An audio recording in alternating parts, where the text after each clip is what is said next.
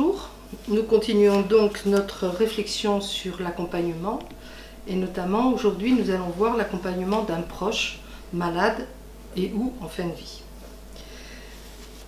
La particularité de cette relation, c'est que et l'accompagnant et l'accompagné, tous les deux sont en souffrance.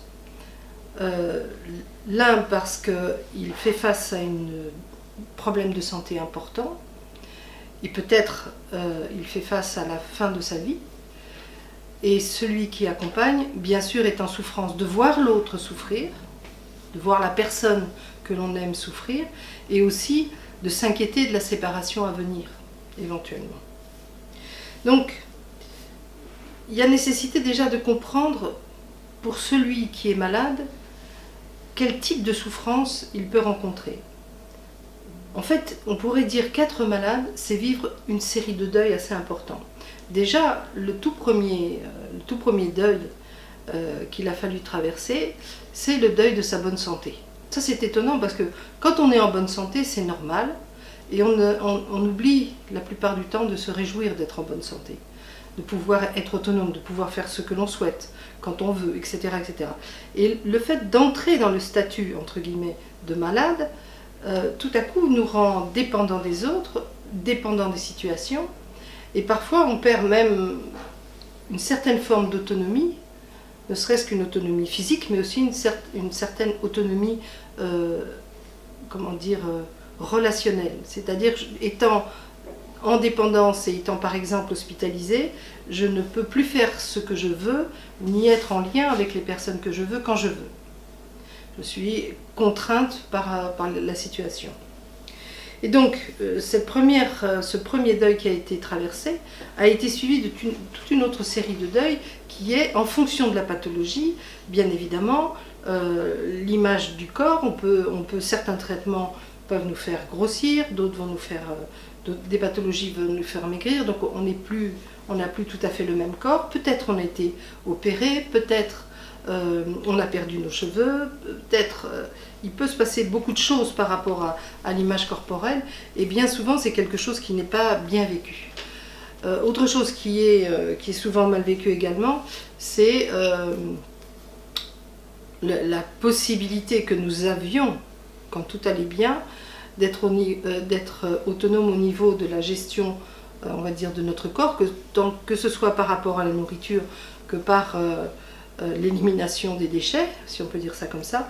Et là, on perd aussi une certaine autonomie, et même si ce que je vais dire là est un peu cru, la plupart du temps, de la même façon que quand on est à NAIT avec des couches, autant bien souvent quand on est proche de sa fin de vie, on est également dans des couches, et c'est quelque chose qui parfois est vécu comme quelque chose de très humiliant, alors que c'est une conséquence naturelle de l'affaiblissement du corps. Il y a également, petit à petit, le deuil à faire d'un devenir, d'un avenir qui nous semblait, quand tout allait bien, qui nous semblait être infini. Et là, tout à coup, on s'approche de la fin de vie et les projets ne peuvent plus être des projets à très long terme. On a le sentiment que ça ne peut être que des projets à court terme et on n'est même pas sûr de pouvoir les mener à terme. Donc c'est quelque chose qui est aussi déstabilisant et qui est aussi difficile. Et bien sûr, tout ça va générer, comme dans tout processus de deuil, ça va générer beaucoup d'émotions, beaucoup d'afflictions, notamment la colère est très présente parce qu'on refuse ce qui nous arrive là, et la culpabilité, qui n'est pas une émotion en tant que telle, mais un cocktail d'émotions, va nous mettre dans la difficulté par rapport à tout ce que j'aurais dû faire, tout ce que j'aurais dû dire, tout ce que j'aurais dû ne pas faire, etc., etc. Et en fait, cette relecture a posteriori est bien souvent culpabilisante. Or, quand nous étions en situation de difficulté, qu'on aurait dû dire par exemple quelque chose, on aurait dû faire quelque chose, si je n'ai ni dit ni fait, c'est que toutes les conditions n'étaient pas réunies pour se faire. Alors c'est intéressant parce que on dit j'aurais dû, si j'avais su, on utilise le conditionnel, donc on sait bien qu'on n'avait pas toutes les conditions. Et pourtant, aujourd'hui, je pense que j'aurais dû faire autrement. Donc tout ça, c'est une réflexion autour de la culpabilité que vous allez pareillement retrouver de façon beaucoup plus détaillée sur la chaîne YouTube de DocPo Bordeaux sur les précédentes vidéos de l'année dernière. Si vous voulez creuser un peu cet aspect-là, n'hésitez pas. Donc, les difficultés, comme je l'évoquais, c'est d'abord des difficultés pour l'accompagnant, pardon, c'est d'être d'abord lui-même dans la souffrance. Ce qui n'est pas le cas pour un soignant ni pour un bénévole qui ne souffre pas de la souffrance de l'autre, qui en est témoin, mais qui ne souffre pas. Puisque là, il y a la souffrance de voir l'autre souffrir, plus ma propre souffrance à l'idée d'être séparé. Et bien sûr, ça va générer également de la culpabilité, ça va générer de la fatigue, parfois une grande lassitude peut s'installer également, d'où l'importance également pour un accompagnant, un proche qui accompagne, d'être lui-même accompagné, d'avoir un lieu de parole, un lieu de partage de ce qui se vit, parce que c'est quelque chose qui est vraiment difficile.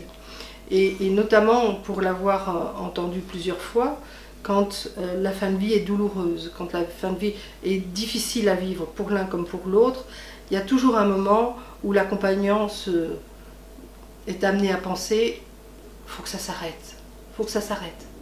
Parce que ça n'est plus possible, la difficulté est trop grande, la lassitude est trop grande, et pour la personne qui est malade, et pour l'accompagnant lui-même. Donc on a envie que ça s'arrête. Et puis quand la mort intervient, là la culpabilité s'élève. Comment j'ai pu penser qu'il fallait que ça s'arrête? Parce que l'absence est trop difficile à vivre. Mais je nous invite à réfléchir à ça de façon différente.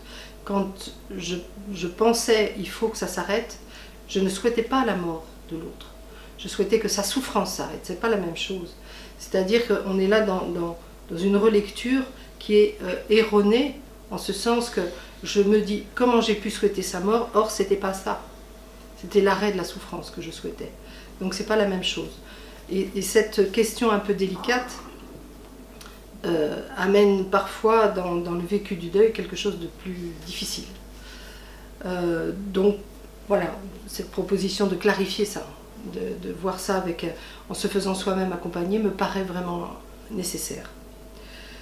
La prochaine fois, nous allons justement parler de l'accompagnement d'un proche en deuil, qui est aussi une particularité différente.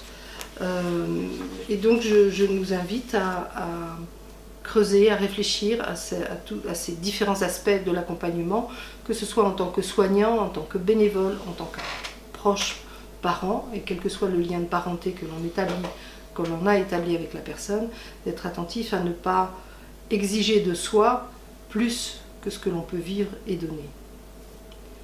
À la prochaine fois.